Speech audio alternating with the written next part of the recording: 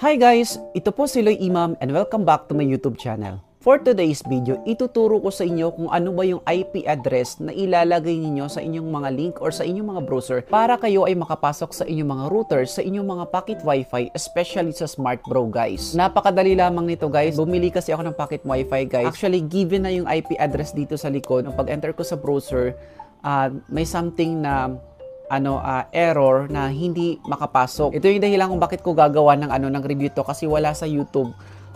Wala ito sa YouTube kasi nag-research ako and ang ginawa ko, nagtanong lang ako dun sa mga kaibigan ko na marunong. Then pagkakataon din ito guys na i-share ko sa inyo sa mga hindi nakakaalam kung paano ito gawin. Ano ba yung idadagdag sa IP address para makapasok sa inyong mga router, especially sa Smart Bro guys. So napakadali lamang nito guys and panoorin nyo to.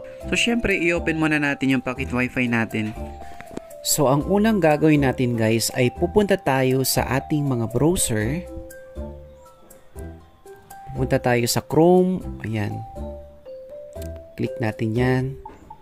Pagkatapos, itatype natin yung IP address. So, ang IP address ng aking Smart Bro or Pocket Wi-Fi Smart Bro ay 192.168.1 and 0.1. So, try po natin siya guys kung gumagana ba.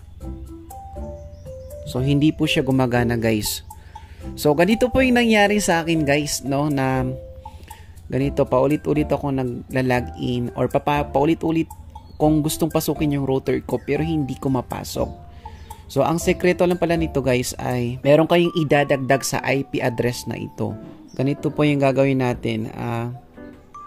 Ayan, so i-edit lang natin to siya. Click natin to.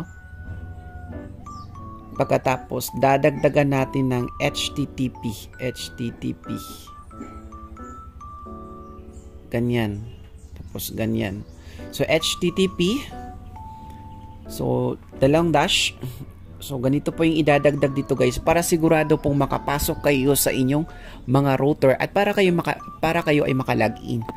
So, click po natin yan siya guys. Ayan, so ganun lang po kadali. Nako, ganun lang po kadali guys and pwede na po kayo mag-login. So sa mga Smart Bro, ang username at password niyo ay nasa likod ng inyong mga LTE. Kadalasang username nito ay Smart Bro at sa kanyang password is Smart Bro. So kayo na po bahala kung paano niyo palitan guys. So ganun lang po kadali guys and hope na na-share ko ito sa inyo at nakatulong ito sa inyo. So, dadagdagan lang siya ng HTTPS, dalawang tuldok and dalawang dash, 192.168.1, then 0.1. Kung nakatulong ang bidyong ito sa inyo, please mag-comment lang po kayo sa ating comment section and paki-like, subscribe, and click the bell para ikaw ay ma-notify sa mga susunod pa nating mga bidyong i-upload. Again, ito po si Loy Imam. Maraming salamat and see you to my next video. Bye-bye!